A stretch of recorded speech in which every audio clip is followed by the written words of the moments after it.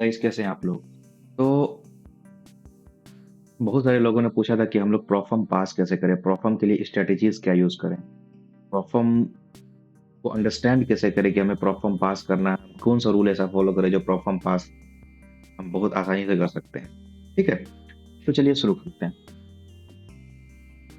तो सबसे पहले हम लोग बात करते हैं प्रोफर्म स्ट्रेटेजीज। प्रोफर्म स्ट्रेटेजीज क्या है, प्रोफर्म को हम लोग कैसे पास कर सकते हैं। सबसे मोस्ट इजी वे, जो मेनली जो लॉस करते हैं लोग, क्यों करते हैं लॉस। ठीक है, तो चलिए एक एक करके वैसे पे डिस्कस करते हैं। ठीक, सबसे पहले जब भी हम लोग कोई प्रोफर्म परचेस करते हैं तो हम लोगों को आइडेंटिफाई करना चाहिए। अब आइडेंटिफाई कर करना चाहिए कि यार ये प्रोफर्म कैसा है। क्योंकि देखो, हर प्रोफर्म का एक सर्टेन रूल्स होता है, सर्टेन रेगुलेशंस होता है, सर्टेन क्राइटेरिया होता है। तो सारा प्रोफर्म का क्राइटेरिया अलग अलग होता है। किसी में 8% प्रॉफिट टारगेट होता है, किसी में 9% होता है, किसी में 10% होता है, किसी में 7% होता है, किसी में 6% होता है। ठीक है, देखो, सबसे पहले आइडेंटिफाई करो डेली ड्रॉडाउन। कोई भी प्रोफर्म में डेली ड्रॉडाउन अगर 4% और 5% हो, वो प्रोफर्म को बेस्ट माना जाता है। ठीक है, ठीक, अगर 5% रहा तो वो और भी बेस्ट है। क्योंकि देखो, बहुत बार क्या होता है, जब आप सर्च करोगे तो ये आपको मिलेगा कि यार जितना भी अकाउंट लॉस होता है, मेनली अकाउंट लॉस होता है डेली ड्रॉडाउन की वजह से। ठीक है, लोगों का डेली ड्रॉडाउन हिट कर जाता है। अब देखो, जो रिस्क फॉलो नहीं करेगा उसको अगर 10% भी दे दिया जाए ना दिन का, तो वो लॉस करेंगे ही। ये कोई बड़ी बात नहीं है। और जो रिस्क फॉलो करता है, अगर उसको दिन का 2% भी दे दोगे तो फिर भी वो इक्विटी बचा लेगा। ठीक है, लेकिन एक एवरेज हम लोग मानते हैं कि अगर 4%, कोई भी प्रॉफर्म का 4% से 5% अगर बैलेंस होता है, डेली ड्रॉडाउन होता है, और मैक्स ड्रॉडाउन 8 से 10% तो मेनली होता ही है। जो भी प्रॉफर्म का होता है वो सब प्रॉफर्म बेस्ड माना जाता है। लेकिन अब ड्रॉडाउन तो सब में सेम होता है, ड्रॉडाउन मेनली ब्रोकर में सेम होता है, किसी में थोड़ा बहुत ऊपर नीचे होता है। लेकिन the most important thing is drawdown का टाइप्स क्या है। क्या वो स्टैटिक ड्रॉडाउन है, क्या वो ट्रेलिंग ड्रॉडाउन है, क्या वो इक्विटी ग्रोथ ड्रॉडाउन है, या स्मार्ट ड्रॉडाउन है। ठीक है, तो चलिए लाइन बाय लाइन जानते हैं हम लोग स्टैटिक ड्रॉडाउन क्या होता है। स्टैटिक ड्रॉडाउन क्या होता है कि जो आपका फिक्स्ड रहता है। सपोज आपने 100 के डॉलर का अकाउंट लिया, तो जैसे 100 डॉलर का अकाउंट लिया, आपका डेली ड्रॉडाउन 4% और मैक्स ड्रॉडाउन है आपका 10%। आपका जो एक दिन का लॉस होगा वो 4,000, हर दिन आपका 4,000 होगा, चाहे आपका अकाउंट प्रॉफिट में रहे चाहे लॉस में रहे। अब लॉस में रहे तो ऐसा नहीं कि आपका 4,000 मतलब आप ये कर सकते हैं, मतलब 10% तक, मतलब ओवरऑल आप 10,000 डुबा सकते हैं, और एक दिन का ओवरऑल 4,000 ये कर सकते हैं, लॉस कर सकते हैं। ठीक है, लेकिन अगर आपका अकाउंट ग्रो किया, फिर भी ये रिमेन फिक्स रहेगा, 4,000 रहेगा। ना ये 4,001 होगा, ना ये 4,002 होगा, ना ये 4,005 होगा। ठीक है, ये कंसिस्टेंट फिक्स रहेगा स्टैटिक ड्रॉडाउन। ये ड्रॉडाउन जो होता है ये 100% को ये बेस्ड माना जाता है, क्योंकि इस ड्रॉडाउन में नहीं होता है, लोगों को कैलकुलेशन बेस्ड रहता है, और कैलकुलेशन के चक्कर में लोग अच्छे से ट्रेड कर पाते हैं, कोई दिक्कत नहीं होता है। सेम ऐसे ट्रेलिंग ड्रॉडाउन, ट्रेलिंग ड्रॉडाउन में क्या होता है, जैसे आपका अकाउंट ग्रो करता है, सपोज आपका अकाउंट 100 के का था, यहाँ पे आप 4,000 लॉस कर सकते थे। अब जैसे आपका अकाउंट ग्रो किया, ठीक है, तो जैसे जैसे अकाउंट ग्रो करता है, वैसे वैसे आपका जो लॉस होगा, ड्रॉडाउन जो लेवल हो, जैसे 4%, बोले 1 लाख का 4% था, अब 1,05,000 का 4% होगा, 1,02,000 का 4% होगा, इस हिसाब से होगा। तो डीडी भी इंक्रीज होता है। ठीक है, अगर ये पॉजिटिव वे में जा रहा है तो थोड़ा थोड़ा ठीक है हमारे लिए, क्योंकि लॉस हम लोग को एक थोड़ा सा इक्विटी $100 $200 ज्यादा मिल जाता है। ठीक है, लेकिन कुछ प्रोफर्म ऐसे हैं जो ट्रेलिंग ड्रॉडाउन में निगेटिविटी वाला भी रूल रखते हैं। जैसे सपोज आपका आज अगर 100 के से स्टार्ट किए, अगर 100 के का आज 4% हुआ, 4,000 हुआ। ठीक है, आप एक में कैलकुलेशन कर पाते हैं, 100 के का अकाउंट है, आपने 4% किया, आपको 4,000 हुआ। ठीक है, अब सपोज आपने लॉस कर दिया, आपका अकाउंट 98,000 का हो गया। ठीक है, अब इसमें आपको 4%, अब 98,000 का 4% जाओ करे 3,920। बहुत लोग क्या करते हैं, लोग सोचते हैं यार 4,000 तो मेरा फिक्स है, 4,000 हम लॉस कर सकते हैं। अब बहुत लोग क्या करता है ना, ट्रेड करते ही रह जाता है, लास्ट में जब 20-30 डॉलर $40 बचता है तो वो छोड़ देता है। तो इन केस में क्या होता है, जब अगर निगेटिव वाला ट्रेडिंग ड्रॉडाउन होता है, उसमें क्या होता है, हम लोग के दिमाग में रहता है यार 4,000 हम लॉस कर सकते हैं, लेकिन ओरिजिनल जो एक्चुअल जो हम लोग लॉस कर सकते हैं वो 3,920 रहता है। ठीक है, तो इसमें इक्विटी ब्रीच हो जाता है, तो लोग इसमें फंस जाते हैं। अब एक होता है इक्विटी ग्रोथ। इक्विटी ग्रोथ में क्या होता है, अब आपको पता है डेली ड्रॉडाउन जो होता है वो अपडेटेड होते रहता है, जैसे एक टाइम जैसे एशिया सेशन में अपडेट होता है, जब मार्केट क्लोज होकर ओपन होता है उस टाइम डेली ड्रॉडाउन अपडेट होता है सारा प्रोफॉर्म का, ठीक है। लेकिन जो मैक्स ड्रॉडाउन होता है वो हमेशा फ्लक्चुएट करते ही रहता है, ठीक। सपोज इक्विटी ग्रोथ जो ड्रॉडाउन है ये क्या होता है। सपोज आपने कोई ट्रेड ओपन किया, जैसे आपने 100 का अकाउंट लिया, आपने उस पर $5 का ट्रेड किया, आपके हिसाब से टारगेट था 40 पिप्स का, ठीक है। मार्केट 30 पिप्स गया, मतलब $1500 आपका प्रॉफिट गया, और वहीं से मार्केट गिर गया नीचे, और आपने ट्रेड जो क्लोज किया वो $500 प्रॉफिट में किया, ठीक है। तो आपके हिसाब से आपने प्रॉफिट किया $5500 ओवरऑल।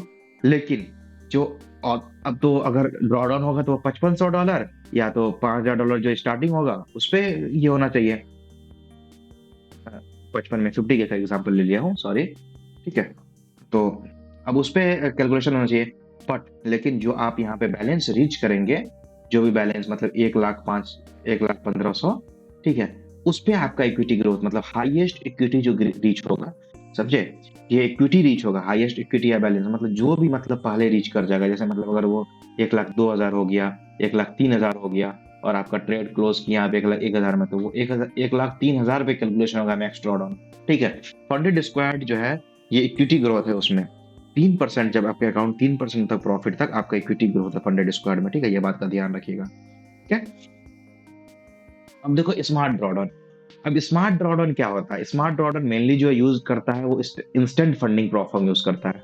इंस्टेंट फंडिंग ये नहीं कि instant funding company, instant funding जो भी प्रोफॉर्म इंस्टेंट फंड देते हैं वो सारा प्रोफॉर्म आपको स्मार्ट ड्रॉडाउन देते हैं, ठीक है। स्मार्ट ड्रॉडाउन में क्या होता है कि आपको एक सर्टेन रूल देता है कि यार आप 3% हिट करो। आपका जब 3% हिट करोगे तो आपका जो ड्रॉडाउन होगा, जो पहले 10% होगा, तो वो 6%, 3%, 4%, 5%, जो भी उस फॉर्म का क्राइटेरिया होगा उस पे जाके फिक्स हो जाएगा, ठीक है। स्मार्ट ड्रॉडाउन इसको कहते हैं। मतलब आपको एक परसेंटेज दिया जाता है, अगर वो परसेंटेज आप प्रॉफिट बना लेते हैं उसके बाद आपका वो ऑटोमेटिक लॉक हो जाता है, और वो जो लॉक होता है तो वो लाइफ टाइम के लिए लॉक हो जाता है उस अकाउंट के लिए। ऐसा नहीं कि आप अगला अकाउंट कोई खरीदेंगे तो उसमें भी सेम रहेगा, ऐसा नहीं है। जो भी उस अकाउंट से एसोसिएट जो भी ट्रेड रहेगा वो सारा आप नहीं कर सकते, उसमें आप 3% ही या 4%, जो भी सर्टेन उसका रूल होगा उसके बेसिस पे आप ये कर सकते हैं, ठीक है। और उसके बाद सबसे इंपॉर्टेंट टेक्निक है यार, आप आइडेंटिफाई करो कि मेरा ट्रेड टेक्निक क्या है। आप एसएमसी ट्रेड करते हो, प्राइस एक्शन पे करते हो, कैंडल स्टिक करते हो, चार्ट पैटर्न पे करते हो, बहुत सारे लोग बहुत सारे ये करते हैं, ठीक है, लिक्विडिटी पे करते हैं, ठीक। तो सबसे पहले अपना आइडेंटिफाई करो कि मेरा स्ट्रेटजीज क्या है, मैं किस टेक्निक पे ट्रेड कर रहा हूँ, तभी जाकर के एक प्रोफॉर्म को पास कर पाओगे। बहुत लोग क्या करते हैं, किसी दूसरे को फॉलो करते हैं। बहुत लोग क्या 90% लोग क्या होते हैं, क्योंकि बहुत दूसरे को फॉलो करते हैं, दूसरे का वीआईपी लेकर रखते हैं, ठीक है। तो उन केस में क्या होता है, कम से कम उसका देखो कि उसका ट्रेड किस बेसिस पे है, उसका लॉस क्या होता है, टीपी क्या होता है, एवरेज ट्रेड का ड्यूरेशन क्या है, सब कुछ देखो। अब ऐसे नहीं कि वो जो एक होता है रेंज वाला सिग्नल की गोल्ड सेल नाउ 2900 से 2905, ये तो सबसे बेकार सिग्नल होता है, ठीक है। चलिए अब हम लोग दूसरा ये करते हैं, रिस्क मैनेजमेंट, ठीक है। जब हम लोग आइडेंटिफाई कर देंगे कि यार हम लोग को प्रोफॉर्म कैसा चूज करना चाहिए, ड्रॉडाउन कैसा होना चाहिए, हमारा रिस्क मैनेजमेंट इंक्लूड आता है, ठीक है। अब हम रिस्क मैनेजमेंट कैसे करें यार, प्रोफॉर्म तो परचेस कर लेंगे लेकिन हमको रिस्क मैनेजमेंट भी तो जरूरी है।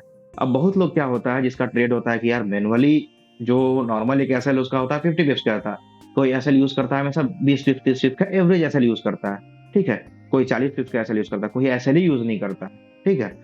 तो सबसे पहले देखो, जब हम लोग रिस्क मैनेजमेंट का बात करेंगे सबसे पहले आता है कि सबसे पहले लॉट साइज ये करो, ठीक। सबसे पहले लॉट साइज से पहले देखो कि यार अकाउंट का साइज क्या है, उसका ड्रॉडाउन क्या है, उसमें हम कितना पिप्स में मेरा ये कर सकते हैं, कि क्या मेरा ट्रेड का क्राइटेरिया है, ट्रेड मेरा मिलता है कितने पिप्स का हम टारगेट मिलता है। अब जैसे बहुत लोग सिग्नल फॉलो करते हैं, तो जैसे टीपी 1 हो गया 20 पिप्स का, टीपी 1 हो गया 30 पिप्स का, लेकिन एसएल रह गया 50 पिप्स का। यहाँ पे ये हो जाता है अगर वो ₹5 खो रहे हैं तो 3 रुपए कमाएंगे या 2 रुपए कमाएंगे, जो भी उसका टीपी होगा, ठीक है। अब उसका टीपी कितना हिट करता है, किसी का होता है कि यार सिंगल टीपी सिंगल एसएल पे काम करते हैं, ठीक है। सबका कोई अपना ट्रेड स्ट्रेटेजी होता है, कि कोई एसएमसी फॉलो करता है, कोई प्राइस एक्शन फॉलो करता है, किसी में रिस्क रिवार्ड रेशियो 1:1 होता है, 1:2 होता है, 1:3 होता है। तो जिस हिसाब से रिस्क है उस हिसाब से अपना ये कर सकते हैं, ठीक है। ठीक? अब आपका एवरेज लॉस क्या हो रहा है, सब कुछ आपको देखना पड़ेगा, ये आपको कैलकुलेट करना पड़ेगा, ये आपको कोई कैलकुलेट करके नहीं बताएगा, ठीक है। अब देखिए उसके बाद लॉट साइज करिए, लॉट साइज सिलेक्ट करिए, लॉट साइज ऐसे सिलेक्ट करिए। सपोज आपने 100K का अकाउंट लिया, तो कम से कम रखिए कि यार मेरा अकाउंट जो है 400 से 500 पिप्स में अगर मेरा 400 से 500 पिप्स अगर मेरा ट्रेड ऐसा हिट किया, तब जाकर के मेरा अकाउंट ये लॉस होगा, ठीक है? अगर आप 100 के का अकाउंट लेते हैं, उसमें 10% मैक्सिमम ड्रॉडाउन है, तो $10,000 हुआ, ठीक है? 10,000 को लॉस करने के लिए अगर आप 2 लॉट का ट्रेड खोलेंगे, तो 500 पिप्स जब आप लॉस करेंगे, तब जाकर के आपका लॉस ओवरऑल अकाउंट लॉस होगा। और जब आप उसमें अगर 8% का टारगेट है, आप 400 पिप्स अगर ट्रेड सिक्योर करेंगे, तब जाकर के आप टारगेट फेज़ 1 पास कर सकते हैं, ठीक है? Certain criteria. अब कोई रिस्क होता है, किसी का रिस्क होता है या 30 पर पिप्स का रिस्क होता है, तो हो सकता है उसका लॉट साइज़ अलग है। तो सब अपना लॉट साइज़ कैलकुलेट उसी बेसिस पे करो, जिस बेसिस पे आपका ट्रेड है। अगर आपका एसएल 50 पिप्स का है एवरेज, कम से कम ये मानो कि यार मेरा 10 ट्रेड अगर मेरा लगातार एसएल हिट करेगा, तब जाकर के मेरा अकाउंट डूबेगा, ऐसे डूबना नहीं चाहिए, ठीक है? अगर आपका एसएल 30 पिप्स का रहता है, 40 पिप्स का रहता है, उस हिसाब से करो कि यार 10 पिप्स के हिसाब से, 10 ट्रेड के हिसाब से अपना कैलकुलेट करो।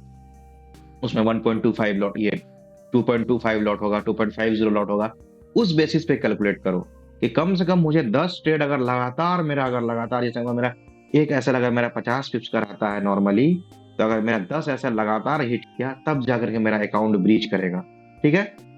या सबसे बेस्ट है कि हर ट्रेड पे रिस्क सेट कर दो, रिस्क परसेंटेज, कि इस ट्रेड पे अगर जो भी हम नेक्स्ट हर ट्रेड पे हमको 0.5% हमको रिस्क लेना है। अब वो अगर 10 पिप्स का एसएल रहा, तो उसमें आप अपने हिसाब से लॉट खोलना। 10 पिप्स का एसएल रहेगा तो 5 लॉट खोलोगे, अगर 100 के का अकाउंट रहेगा तो, सॉरी, 2.5 लॉट खोलोगे, 5 ही लॉट खुलेगा ना? हाँ, 5 लॉट खुलेगा। अगर आपका 20 पिप्स का एसएल रहेगा तो 2.5 खुलेगा। सबका अपना-अपना सर्टेन रूल होता है। आप अपना मनी मैनेजमेंट अपना कैलकुलेट करो कि जैसे मैंने बता दिया आपको कि शॉर्टकट की भाई देखो, मेनली जो भी यूजर होते हैं, जो भी प्रोफर्म में अच्छा प्रॉफिट ये निकालते हैं, उसका यही टारगेट होता है कि यार लॉट साइज एक ये करे, फिक्स कर ले, यार मुझे यही या तो यही लॉट साइज खोलना है हमेशा, या तो मुझे रिस्क पे ये करो, परसेंटेज पे करना है, 0.5% करना है, 0.10% करना है, 0.50% करना है, या 1% करना है, या 2% करना है, पर ट्रेड के हिसाब से, ठीक है? लेकिन मैं सजेस्ट करूंगा कि कम से कम ये रखो कि 0.5% रखो पर ट्रेड, या सिग्नल के बेसिस पे रखना है तो 10 सिग्नल रखो, ठीक है? सबसे बेस्ट वही है, ठीक है? अब देखो, एक डेली का टारगेट बनाओ। सपोज आपका डेली का टारगेट है कि यार मुझे 1% अप करना है अकाउंट। 1% अकाउंट अप हो जाए, जस्ट लीव द अकाउंट, ठीक है? अब ये नहीं करना है कि यार उसमें और ट्रेड मिल जाता, थोड़ा सा और कर लेते प्रॉफिट, थोड़ा सा और हो जाता। अब देखो बहुत बार क्या होता है, हमारे पास अपॉर्चुनिटी होते हैं, बहुत सारा अच्छा-अच्छा अपॉर्चुनिटी मिलता है, लेकिन हम लोग ग्रैब नहीं कर पाते हैं, मिस कर देते हैं अपॉर्चुनिटी। उसके बाद रिग्रेट होता है, और रिग्रेट होता है तो हम लोग इमोशनल ट्रेड खोलते हैं। और इमोशनल ट्रेड खोलते हैं, और उसमें मेनली इमोशनल ट्रेड जो होता है, 80% 90% ट्रेड जो होता है, लॉस हो जाता है, क्योंकि वो पूरे हमारा इमोशन पे बेस्ड पे होता है। क्योंकि हम लोग, एक ह्यूमन साइकोलॉजी है, वो हम लोग ऐसा लोग हैं जो $1 प्रॉफिट देना नहीं चाहते हैं कंपनी को, लेकिन $1 लेना चाहते हैं, ठीक है? इसलिए एक डेली का टारगेट रखो कि मुझे $100 अर्न करना है, मुझे $200 अर्न करना है, मुझे $300 अर्न करना है, ठीक? जब तक ये नहीं करोगे, तब तक कुछ नहीं होगा। एक टारगेट रखो कि यार अगर मुझे एक एक्स्ट्रा, जैसे अगर मेरा दिन का टारगेट है $100, अगर मुझे कोई एक बहुत परफेक्ट ट्रेड मिल रहा है, हो सकता है उसमें जीरो हाफ लॉट से घुस जाओ, उसी लॉट से घुसो। एक अपना बना के रखो कि यार अगर इस कंडीशन फॉलो किया, जैसे कंडीशन होता है कि मार्केट अगर टाइम चल रहा है, इस टाइम पे चल रहा है मेरा मार्केट। जैसे अब मैं अपना एग्जांपल देता हूँ, मैं एशिया सेशन में ट्रेड करता हूँ। मुझे एशिया सेशन में, यूएस सेशन वगैरह में ट्रेड नहीं करता हूँ, यूरोपियन सेशन में ट्रेड नहीं करता हूँ। मुझे एशिया सेशन बहुत पसंद है। मेरा 99% ट्रेड जो है वो एशिया सेशन में होता है। मैं सुबह 6 बजे इंडियन टाइम पे मैं ट्रेड कर लेता हूँ। सबका अलग अलग टाइम होता है। अब सबसे उसके बाद नंबर ऑफ डेज कैलकुलेट करो कि यार हम कितने दिन में, अगर जैसे $100 अगर हम दिन में बनाए, अगर मेरा टारगेट 500 है, हम 5 दिन में प्रॉफिट कर लेंगे। 5 दिन को एक एवरेज मानो कि 6 दिन में हम प्रॉफिट करेंगे, ठीक है? उसके बाद टाइम चूज करो, कौन सा ये टाइम फ्रेम है, कौन सा टाइम फ्रेम में तुमको बेस्ट ट्रेड मिलता है, और ये टाइम जोन कौन सा है, एशिया है, जो भी है, यूएस सेशन है, न्यूयॉर्क है, ठीक है? किस इसमें सेशन में तुमको अच्छा ट्रेड मिलता है, वो देखो। उसके बाद गैम्बलिंग मत करो, गैम्बलिंग बहुत ज्यादा ये होता है। कभी भी इमोशन बेस्ड पे ट्रेड मत करो, भले ही अकाउंट तुम्हारा 2% में बचा हो, तुम्हारा मैक्सिमम ड्रॉडाउन 10% था, अकाउंट तुम्हारा 2% बचा, फिर भी गैम्बलिंग मत करो। लॉजिकल ट्रेड लो। लॉजिकल ट्रेड लोगे ना, तो एक रिग्रेट नहीं होगा कि यार चलो मेरे लॉजिक से हुआ, ठीक है? अगर इलॉजिकल ट्रेड लोगे ना, यार मन में रहेगा कि यार काश थोड़ा थोड़ा और रह जाता थोड़ा और रह जाता तो मैं बहुत अच्छे से कर लेता, या कुछ और दिमाग में चलते रहेगा, ठीक है, कि इससे अच्छा मिल सकता था हमको, मेरा किस्मत साथ नहीं है। जिन लोगों का देखो यही नेचर ही है, ठीक है, इमोशन बेस पर ट्रेड करना ही नहीं है। ट्रेड को लेने से पहले हर फैक्टर से देखो कि यार मेरा वॉल्यूम मैच कर रहा है, मेरा ब्रेकआउट हुआ है, परफेक्ट नहीं हुआ, इससे 15 मिनट में ब्रेकआउट, 5 मिनट में ब्रेकआउट हो गया, 15 पे नहीं हुआ, लेकिन मेरा एंट्री 15 में बन रहा था, हुआ है कि नहीं, टाइम कैसा चल रहा है, कोई न्यूज तो नहीं है, सब कुछ कैलकुलेट करो। बिना इसके कोई अकाउंट पास ही नहीं कर सकते हो जब तक रिस्क मैनेजमेंट तुम्हारा स्ट्रांग नहीं होगा, ठीक है। ये सब कहने की बात है, सब यही बात बोलते हैं, लगेगा कि कोई स्ट्रेटेजीज होता है, अलग से होता है। देखो अपने माइंड को कंट्रोल करोगे तुम लाइफ टाइम सब कुछ अचीव कर सकते हो लाइफ में, ठीक है, लेकिन आपको अपना माइंड कंट्रोल करना पड़ेगा, ठीक है। अब देखो मेनली जो प्रॉब्लम होता है कि अब प्रॉब्लम तो हम लोग रूल भी रिस्क मैनेजमेंट भी कर लिए, लेकिन बहुत सारा प्रॉब्लम क्या होता है, सब में रूल अलग अलग होते हैं, किसी में कुछ रूल होता है, किसी में कुछ रूल होता है, तो सबका रूल अलग अलग होता है, कोई ये नहीं होता कि भाई सब तो सिमिलर 90% सिमिलर रूल होते हैं जो एक, ठीक है। तो मैंने बहुत सारा रिसर्च किया, उसके बाद एक जो नॉर्मल रूल जो सारा प्रॉब्लम में यूज होता है वो मैं बता देता हूँ। जब भी कोई प्रॉब्लम परचेज करो, सबसे पहले जाकर के उस वेबसाइट पे, उसका डैशबोर्ड पे, लाइव चैट पे जाकर ये सवाल करो कि यार ऐसा है क्या, वो सबका उसका लिखो अपना नोटबुक में, यार यहाँ पे ये रूल है, इसमें 2 मिनट का रूल है, उसको 2-3 बार पढ़ो। बहुत बार मिस्टेक क्या होता है, आप $100,000 प्रॉफिट बना लेंगे, लेकिन क्या होता है, पे आउट नहीं मिलता, वो बहुत बुरा लगता है, बहुत हर्ट करता है, ठीक है। 2 मिनट का रूल ब्रेक हो जाता है, कभी कभी एवरेज कॉस्ट रूल हिट कर दिए, कभी मार्जिन हिट कर दिए, तो वो सब में पे आउट नहीं मिलता है ना, तो लोग बहुत ज्यादा बुरा मान जाते हैं। और प्रोफर्म का तो काम ही है, प्रोफर्म कहाँ से कमाता है, प्रोफर्म तो यही सबसे कमाता है ना, कि भाई जितना भी पे आउट रिजेक्ट करेगा वो उसको चाहिए ही रिजेक्ट करने के लिए, वो रिव्यू ही करता है, 2-2 दिन 3-3 दिन जो रिव्यू करने के लिए लेता है, वो रिजेक्ट करने के लिए ही लेता है, किसी और चीज के लिए नहीं लेता है वो। तो वही मेन सोर्स ऑफ इनकम ही वही है, वो है रजिस्ट्रेशन फीस है, जो आप चैलेंज फेल करते हैं, सबसे ज्यादा बेनिफिट उनको वही होता है। 95% ट्रेडर जो है वो चैलेंज फेल करते हैं। चलो सबसे पहले बात करते हैं, क्या रूल्स देखते हैं। सबसे पहले देखो ड्रॉ डाउन टाइप, मैंने बताया सबसे पहले ड्रॉ डाउन टाइप देखो स्टैटिक होना चाहिए, ट्रेलिंग भी होना चाहिए, तो निगेटिव वाला ट्रेलिंग नहीं होना चाहिए, ठीक है। अपना जो भी बेस्ट ड्रॉ डाउन रहा, तो इंस्टेंट में तो मेनली जो स्मार्ट ये रहता है, स्मार्ट ड्रॉ डाउन रहता है, वो लॉक हो जाएगा कुछ देर बाद, ठीक। और उसके बाद दूसरा रूल देखो रिस्क पर ट्रेड, कि जैसे बहुत सारा प्रोफर्म क्या ब्रोकर होता है, 1% आप रिस्क ले सकते हैं, 1.5% रिस्क ले सकते हैं, 2% रिस्क ले सकते हैं पर ट्रेड, ठीक है। अब प्रॉफिट टारगेट भी देखो, अब कोई ब्रोकर में क्या होता है, 6+6 होता है, फेज 1 में 6, फेज 2 में 6, ठीक, 12%। इसी में क्या होता है, 8% फेज 1, 5% फेज 2, 13% हो जाता है। जितना परसेंटेज बढ़ेगा उतना दिमाग खराब होगा और उतना ज्यादा दिक्कत होगा, कि माइंड साइकोलॉजी में ये माइंड ह्यूमन साइकोलॉजी यही कहता है। तो हम लोग को लगता है यार 1% बहुत ज्यादा होता है, और सच में होता है प्रॉब्लम में, ठीक है, क्योंकि यार आप डेमो में ट्रेड कर रहे होते हो, इसलिए आपको इमोशन नहीं आता है, सही से ये नहीं आता है। सबसे पहली बात, सबसे जो प्रॉब्लम का बेकार चीज है, प्रॉब्लम चीप पड़ता है, चीप पड़ता है। सपोज अगर मेरे पास अगर $500 है, अगर मैंने $100 प्रॉब्लम में लगा दिया, ठीक है, तो हम लोग ये सोचते हैं कि यार $100 ही जाएगा ना, अगर आएगा तो 500 आएगा, और ये करते करते लोग फंसते ही जाते हैं, इसमें एक लूप होल में फंसते जा रहे हैं, ठीक है, ठीक। अब लॉट रिस्ट्रिक्शन क्या है, बहुत सारा प्रोफर्म लॉट रिस्ट्रिक्टेड कर देता है, जैसे इंस्टेंट फंडिंग है, उसमें लॉट रिस्ट्रिक्टेड है, सबका 1 फेज का अलग है, 2 फेज का अलग है, इंस्टेंट का अलग है, ठीक है, सबका अलग अलग है। लॉट रिस्ट्रिक्टेड एसएल किसी में, जैसे क्वांटिकल में एसएल मैंने रख लिया 60 सेकंड के अंदर फंडेड अकाउंट में, लेकिन ठीक है, मैंने अगर आप नहीं लगाइएगा आपका अकाउंट ब्रीच हो जाएगा। बहुत सारा प्रोफर्म इसमें मिनिमम 2 मिनट ट्रेड होल्ड करना ही, अगर 2 मिनट से पहले क्लोज कर दिए कोई ट्रेड ओपन करके, आपका अकाउंट ब्रीच हो जाएगा, आपका पे आउट नहीं मिलेगा। न्यूज ट्रेडिंग रूल देखना है, किसी में 2 मिनट होता है, किसी में 5 मिनट होता है, किसी में 8 मिनट होता है, किसी में 4 मिनट होता है, ठीक है। 4 मिनट न्यूज के पहले, 4 मिनट न्यूज के बाद ट्रेड नहीं कर सकते। तो न्यूज देखो, न्यूज ट्रेडिंग अगर आप अच्छा ट्रेडर, तो न्यूज ट्रेडिंग तो हमेशा अवॉइड करो, न्यूज में कभी ट्रेड करना ही नहीं चाहिए, ठीक है।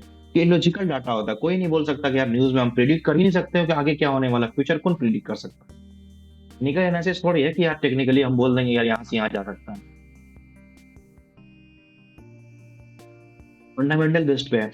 अब मार्टिनियन लेयर, अब देखो मार्टिनियन लेयर जो क्या होता है, किसी ब्रोकर में ये होता है कि यार सपोज आपने 0.50 का लॉट खोला, ये 0.50 का लॉट खोला, इसके बाद जो अगला ट्रेड जो है, अगर आपका प्रॉफिट में होगा तभी आप 0.50 का लॉट खोल सकते हैं, या उससे कम खोल सकते हैं, या ज्यादा खोल सकते हैं, जो भी है, ठीक है। लेकिन अगर ये ट्रेड अगर निगेटिव में रहा, अगर ये टिकट निगेटिव में रहा तो आप नहीं ओपन कर सकते हैं, ठीक है। लेकिन बहुत सारा ब्रोकर ये बोलता है, जैसे क्वांटेकल है, वो बोलता है कि यार आप 3 ट्रेड एक साथ खोल सकते हो, कोई दिक्कत नहीं है, नेगेटिव विगेटिव का कोई दिक्कत नहीं है, नेगेटिव पॉजिटिव का, ठीक। लेकिन वही इंस्टेंट फंडिंग ये बोलता है, अगर तो जो लॉट तो वो नहीं खोल सकते हैं मार्जिन लेयर, मतलब जो जैसे इंक्रीज लॉट नहीं कर सकते हैं। सपोज आपने यहाँ पे 0.10 का खोला, यहाँ 0.30 का खोला, ये नहीं कर सकते हैं। लेकिन आपको एक और चीज नहीं करना है।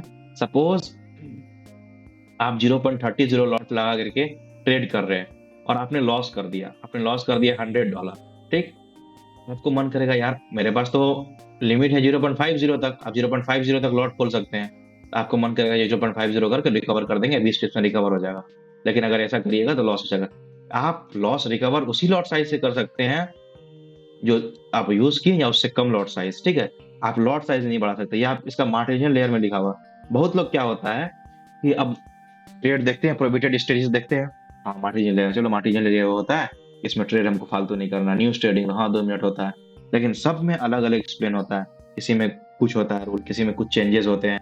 अब देखो reverse trading rule, reverse trading rule क्या होता है कि अगर दूसरे ब्रोकर के हिसाब से देखो कि रिवर्स ट्रेडिंग रूल ये होता है कि सपोज आपने इंस्टेंट फंडिंग का 2 अकाउंट परचेस किया, एक अकाउंट में बाय कर दिया, एक अकाउंट में सेल कर दिया, और सेल करके छोड़ दिया, एक अकाउंट में बाय करके छोड़ दिया, ठीक है। ये इसको रिवर्स ट्रेडिंग रूल में गिना जाता है। लेकिन अब वहीं पे फंडेड स्क्वायर का बात करोगे, फंडेड स्क्वायर मतलब ये होता है कि अगर कोई आपने ट्रेड लिया, सपोज आपने बाय किया गोल्ड में, और वो बाय अगर ऐसे हिट कर गया, आप बाय ही कर सकते हैं, सेल नहीं कर सकते हैं अगला ट्रेड 20 मिनट तक, ठीक है। ये रिवर्स ट्रेडिंग, ये लोग छोटे छोटे लिखे लिखे जाते हैं, लास्ट का लाइन चेंज कर देते हैं। इसलिए जो भी रूल पढ़ो, एक एक लाइन पढ़ो, उसको समझने की कोशिश करो, ठीक है। वैसे तो मैं जो जो प्रॉब्लम होता है, मेनली प्रॉब्लम का मैं रिव्यू ऑफ डालना शुरू किया हूँ, आप जाकर के देख सकते हो, उसमें मैं सारा एक्सप्लेन कर देता हूँ, मैं खुद रिसर्च करता हूँ पर्सनली, ठीक है। आप मैं डिस्क्रिप्शन में लिंक दे दूंगा, आप जाकर के सारा जो भी मतलब अभी मैंने साथ प्रॉब्लम जो मैंने रिव्यू किया है, बस आप जाकर के चेक करो रिव्यू। अगर आपको अगर उन सब में किसी में से प्रॉब्लम में से आपको लेना है, ठीक है, आपको फिर रिसर्च करने की जरूरत नहीं पड़ेगी, क्योंकि ऑलरेडी मैं रिसर्च कर चुका हूँ, ठीक है। लेकिन अगर आप उसके अलावा कोई प्रॉब्लम ले रहे हैं, ठीक है, आप जरूर एक बार जाकर के जो भी प्रोबेबिलिटी एक एक लाइन पढ़ो।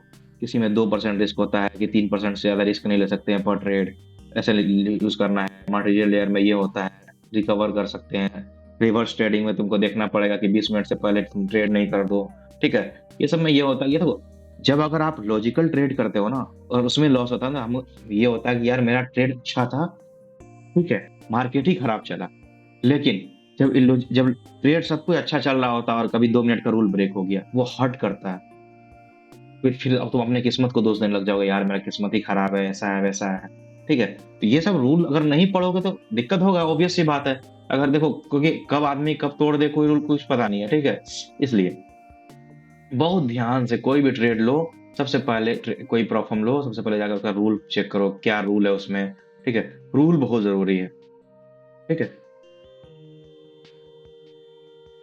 देखो, जब ट्रेड से मतलब ट्रेड से लॉस होता है तो वो अलग चीज होता है, लेकिन जब इलॉजिकल लॉस होता है ना, बहुत ज्यादा हर्ट करता है।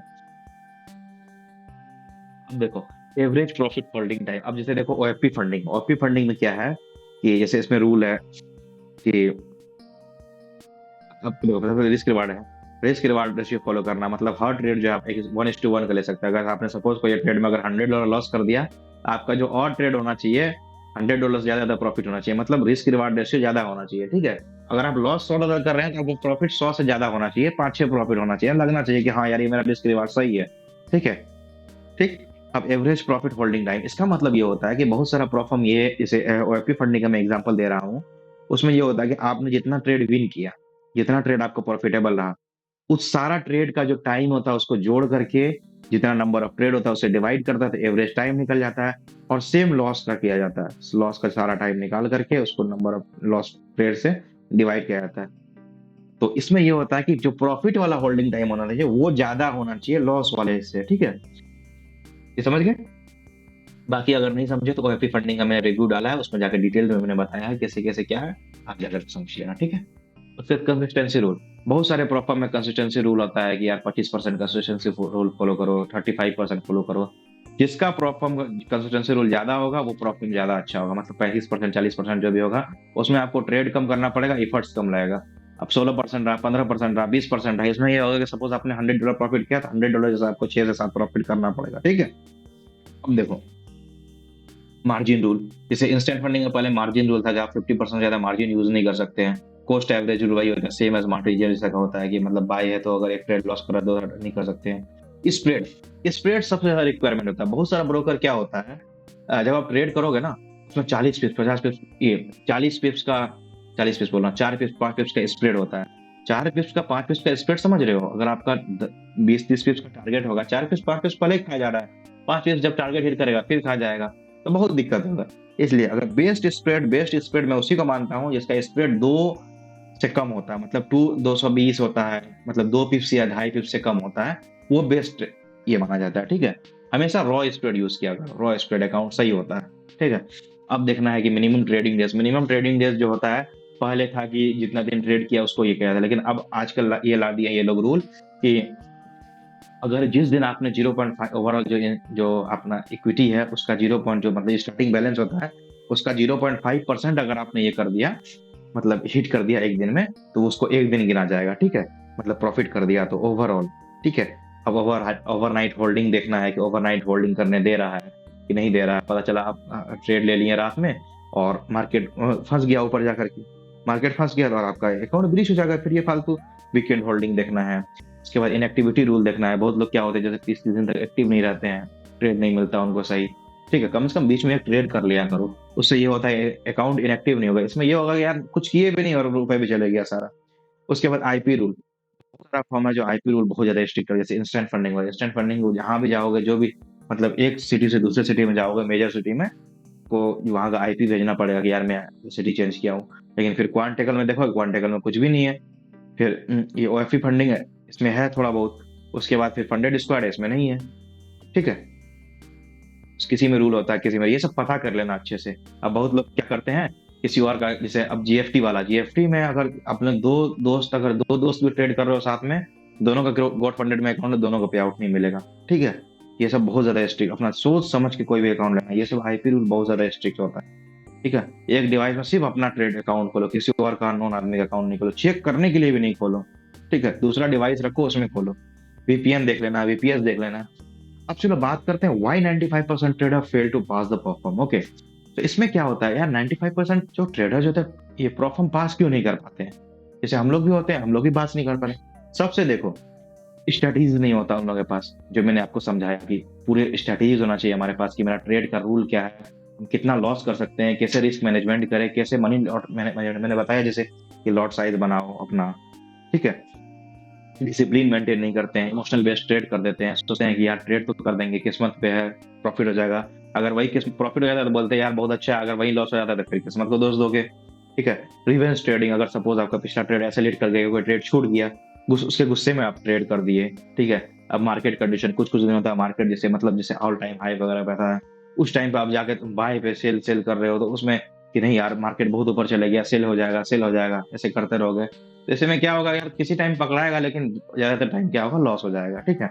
ओवर ट्रेडिंग कर दिए, जैसे मैंने बताया ना, दिन का एक टारगेट सेट करोगे यार, $100 हमको कमाना है, दिन का $200 कमाना है, क्यों कमाना ज्यादा यार, ज्यादा कमाने के लालच में हमेशा डूब जाओगे, ठीक है। एक टारगेट सेट कर लो और टारगेट सेट करके बस खत्म करो। आज मिला तो मिला, नहीं मिला तो कोई बात नहीं, भगवान भरोसे, ठीक है। इमोशन बेस्ड ट्रेड नहीं करना। और सबसे ज्यादा देखो मेनली ट्रेडर यूज करते हैं चीप रेट की वजह से प्रॉफिट को लॉस किया जाता है। अब लोग सोचते हैं यार अगर $100 मेरा चले गया तो क्या हो गया, अगर मेरा अकाउंट पास हो गया तो 500 आ जाएगा। ये नहीं सोचते हैं कि यार वो $100 करते करते वो $1000 लॉस में चले जाते हैं, कर्ज में चले जाते हैं। क्योंकि देखो मेनली जो इंडिया में परफॉर्म करता है, बहुत कम एजेड जो बहुत कम लोग जो होते हैं, जो जॉब वाले लोग होते हैं, मेनली जो होते हैं स्टूडेंट होते हैं, ठीक है, कॉलेज स्टूडेंट हो गए, वही लोग ट्रेड करते हैं। और उन लोगों के लिए मैं समझ सकता हूँ यार, 10,000 5,000 हम लोगों के लिए भी है, ठीक है, वैल्यू रखता है यार, ठीक है।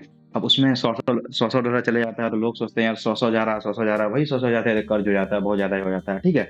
ये नहीं करना है। प्रॉफर्म कभी भी चूज करो, मैं सजेस्ट करूंगा एक बार थोड़ा सा हल्के से पैसे लगा कर इंस्टेंट लो, अगर तुम्हारे पास कैपेबिलिटी है तो छोटा छोटा प्रॉफिट करो, उससे प्रॉफिट निकालो और उसी प्रॉफिट से पहले 5 के का अकाउंट लो, छोटा से शुरुआत करो। ऐसा नहीं कि यार 100 के से सीधे शुरुआत कर देना। अब जैसे अब मेरे पास पैसे नहीं है, मेरे पास $200 है, $200 में यार हम 2 जगह प्रॉफर्म खरीदने से अच्छा है एक कोई भी इंस्टेंट फंडिंग ले लेंगे, फॉर्म ले लेंगे, इंस्टेंट फंडिंग हमको बहुत अच्छा लगा वो फॉर्म, ठीक है। उसका हमने डिटेल रिव्यू डाला है, आप चेक कर लेंगे, ठीक है। आप जाओगे उसमें, ठीक है। इंस्टेंट फंडिंग में क्या है, आप अच्छे से चेक करोगे, उसमें अगर तुम प्रॉफिट कर लिया 5% तो वो तुमको पैसे मिल जाएगा, जो तुम्हारा जो इन्वेस्टेड अमाउंट था वो मिल जाएगा, उसको तुम सिक्योर कर लो।